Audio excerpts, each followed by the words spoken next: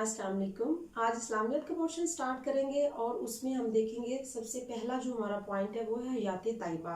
हयात तैयबा में नबी पाक सल्लल्लाहु अलैहि वसल्लम की पैदाइश से लेकर उनकी वफ़ात तक के अहम वाक़यात, और उसमें आप लोगों ने इस वीडियो को पूरी देखना है और इसमें से आप लोगों ने MCQs नोट करने हैं और इनको गौर से सुनना है, क्योंकि जितनी भी डिटेल हम डिस्कस करेंगे उसमें हर लाइन एक MCQs होगी और ये वो MCQs हैं जो हमारे पास पेपर में पहले आ चुके हैं, इसलिए ये बहुत ज़्यादा इम्पॉर्टेंट है और आप लोगों ने इसको एक एक लाइन को एक एक MCQs को अच्छी तरह करना है। इंशाल्लाह ताला इसमें हयात तैयबा के हिस्से में से काफ़ी MCQs जो हैं वो पेपर में पूछे जा सकते हैं, तो आप लोगों ने इसको इग्नोर बिल्कुल भी नहीं करना और ना ही इसको हरफ आखिर समझना है। इसके अलावा भी आप लोगों को जो हयात तैयबा से रिलेटेड अहम MCQs मिलते हैं वो आप लोगों ने ज़रूर करने हैं।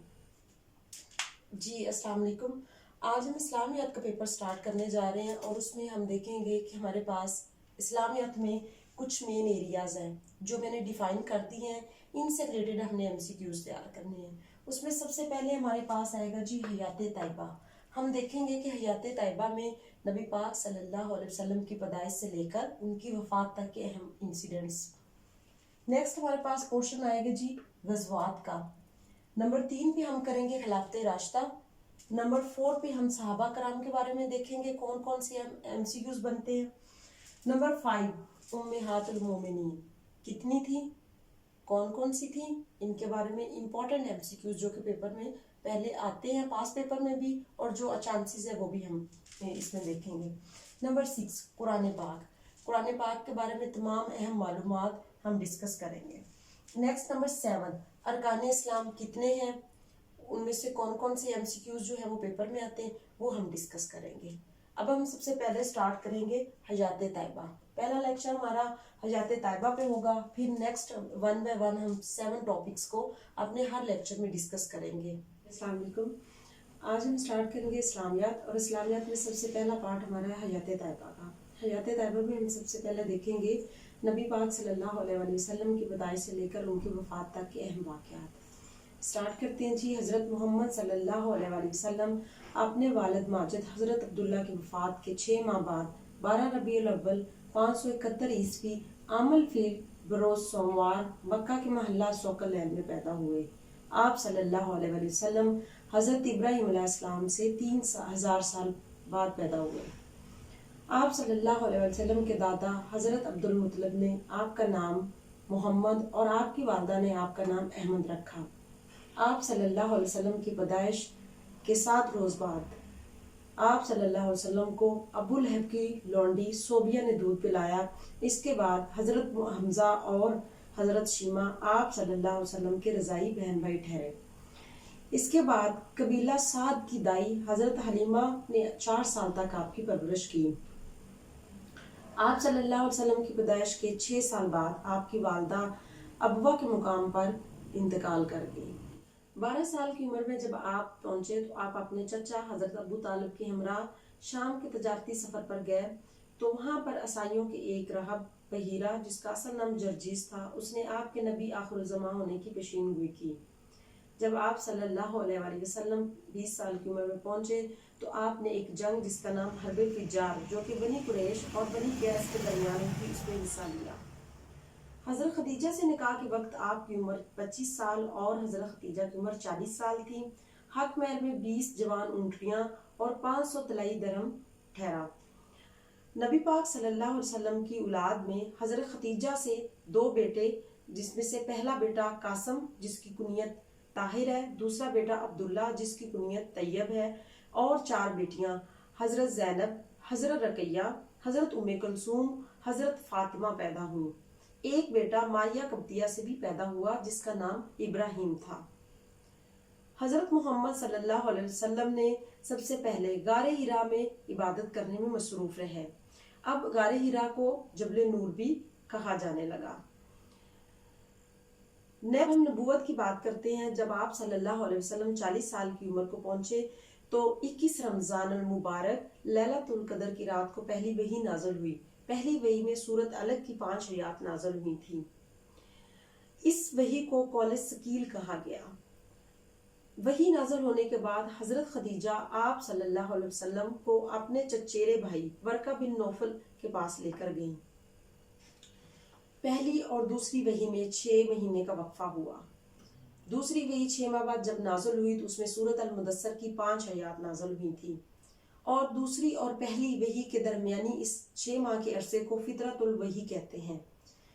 اب ہم دیکھیں گے کہ سب سے پہلے ایمان لانے والے کون کون لوگ ہیں۔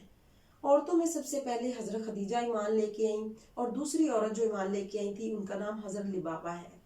مردوں میں سب سے پہلے حضرت ابو بکر صدیق ایمان لے کر آئے۔ بچوں میں سب سے پہلے حضرت علی۔ آزاد غلاموں میں سب سے پہلے حضرت زید بن حارثہ۔ مدینہ میں حضرت سوید بن ثابت، اور سرزمین یمن میں حضرت زہیب بن کلاب۔ غیر عرب میں ہم دیکھیں تو سب سے پہلے ایمان لانے والے حضرت فروہ بن عمرہ تھے۔ فتح مکہ کے موقع پر آپ صلی اللہ علیہ وسلم پر سب سے پہلے ایمان لانے والوں میں سے حضرت ابو سفیان تھے۔ اب ہم دیکھیں گے کہ سب سے پہلے اسلامی درسگاہ کون سی تھی۔ حضرت ارقم مخزومی کا مکان اسلام کی سب سے پہلی درسگاہ ٹھہری تھی۔ اس کے بعد نبوت کے 3 سال گزر گئے۔ نبوت کے 3 سال گزرنے کے بعد اللہ تعالیٰ نے علانیہ تبلیغ کا حکم دیا، اور یہ حکم سورۃ ہجر آیت نمبر 94 میں ہے۔ اس علانیہ تبلیغ میں 30 لوگوں نے اسلام قبول کیا تھا۔ ان 30 لوگوں کو السابقون الاولون کہتے ہیں۔ حضرت حارث بن حالہ وہ شخص ہے جو اسلام کے سب سے پہلے شہید کہلائے، اور حضرت سمیہ وہ پہلی عورت ہے جو سب سے پہلی شہید عورت کہلائیں۔ اب ہم دیکھتے ہیں کہ ہجرت حبشہ اولا اور ہجرت حبشہ ثانی۔ سب سے پہلے بات کرتے ہیں جی ہجرت حبشہ اولا۔ اس میں دیکھتے ہیں 11 مرد اور 4 عورتیں شامل تھیں، اور یہ 5 نبوی کی ہوئی۔ ہجرت حبشہ ثانی یہ 7 نبوی میں ہوئی، اور اس میں 82 مرد اور 20 عورتیں شامل تھیں۔ اس کے بعد نیکسٹ ہم دیکھتے ہیں کہ شبی ابی طالب میں آپ صلی اللہ علیہ وسلم کے خاندان نے 3 سال تک وہاں پر قیام کیا، اور اس کے بعد واقعہ معراج۔ واقعہ معراج 27 رجب 10 نبوی کو پیش آیا، اور نبی پاک صلی اللہ علیہ وسلم براق نامی جانور پر بیٹھ کر مسجد اقصی تک تشریف لے کر گئے۔ یہاں پر آپ صلی اللہ علیہ وسلم نے تمام انبیاء کی امامت کروائی۔ اب ہم دیکھتے ہیں کہ جب نبی پاک صلی اللہ علیہ وسلم معراج پر تشریف لے کر گئے تو آپ صلی اللہ علیہ وسلم کی کن کن انبیاء کرام سے ملاقات ہوئی۔ سب سے پہلے ہم دیکھتے ہیں کہ پہلے آسمان پر جب آپ پہنچے تو آپ کی ملاقات حضرت آدم علیہ السلام سے ہوئی۔ سیکنڈ آسمان پر جب آپ پہنچے تو حضرت عیسیٰ اور حضرت یحییٰ علیہ السلام سے ملاقات ہوئی۔ تیسرے آسمان پر جب آپ تشریف لے کر گئے تو حضرت یوسف علیہ السلام، حضرت یعقوب علیہ السلام، حضرت داؤد علیہ السلام، حضرت سلیمان علیہ السلام سے آپ کی ملاقات ہوئی۔ چوتھے آسمان پر جب تشریف لے کر گئے تو وہاں پر آپ کی حضرت ادریس علیہ السلام سے ملاقات ہوئی۔ 5ویں آسمان پر جب آپ پہنچے تو وہاں پر حضرت ہارون علیہ السلام سے آپ کی ملاقات ہوئی۔ جب آپ صلی اللہ علیہ وسلم 6ٹھے آسمان پر پہنچے تو آپ کی ملاقات حضرت موسیٰ علیہ السلام سے ہوئی۔ 7ویں آسمان پر حضرت ابراہیم علیہ السلام سے۔ اس موقع پر اللہ تعالیٰ نے آپ کو 50 نمازوں کا تحفہ دیا، جس کو حضرت موسیٰ علیہ السلام کے بار بار کہنے پر 9 مرتبہ جا کر اس میں کمی کی درخواست کی، اور اس طرح 5 نمازیں رہ گئی۔ پھر ہم دیکھتے ہیں عام الحزن کا واقعہ۔ رمضان المبارک 10 نبوی آپ صلی اللہ علیہ وسلم کے محبوب چچا حضرت ابو طالب، اور اس کے 3 دن بعد حضرت خدیجہ انتقال کر گئی۔ اس وجہ سے اس سال کو عام الحزن کا سال کہتے ہیں، یعنی کہ غم کا سال۔ اس کے بعد ہم دیکھتے ہیں بیت عقبہ اولا۔ اس میں ہم دیکھتے ہیں نبوت کے 11ویں سال 17 افراد نے عقبہ کے مقام پر پہنچے اور آپ صلی اللہ علیہ وسلم کی بیعت کی۔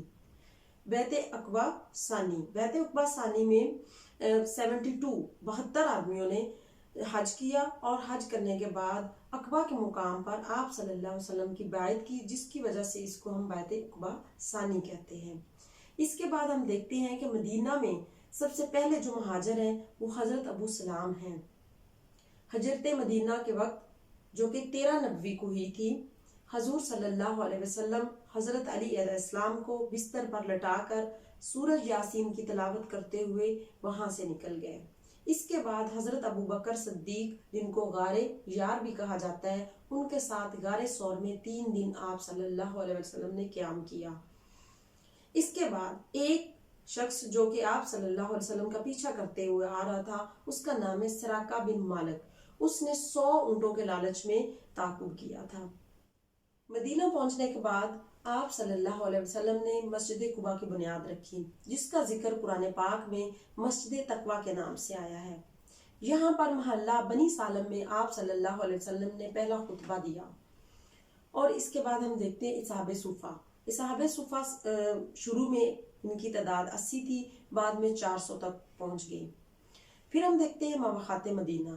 مواخات مدینہ سب سے پہلے حضرت انس بن مالک کے گھر پہ ہوئی، اور اس میں 45 افراد تھے، جس میں 45 مہاجرین تھے، 45 انصار تھے، یہ ان کے درمیان ہوئی تھی۔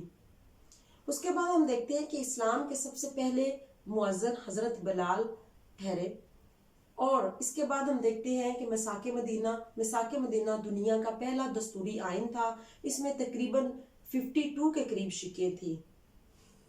جب آپ صلی اللہ علیہ وسلم کا وصال کا وقت قریب آیا تو آپ صلی اللہ علیہ وسلم حضرت عائشہ کے گھر تشریف لے گئے، اور حضرت عبداللہ بن مسعود نے آپ کو قرآن پاک پڑھ کر سنایا۔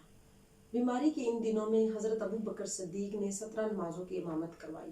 نبی پاک صلی اللہ علیہ وسلم نے آخری نماز نماز عصر پڑھی۔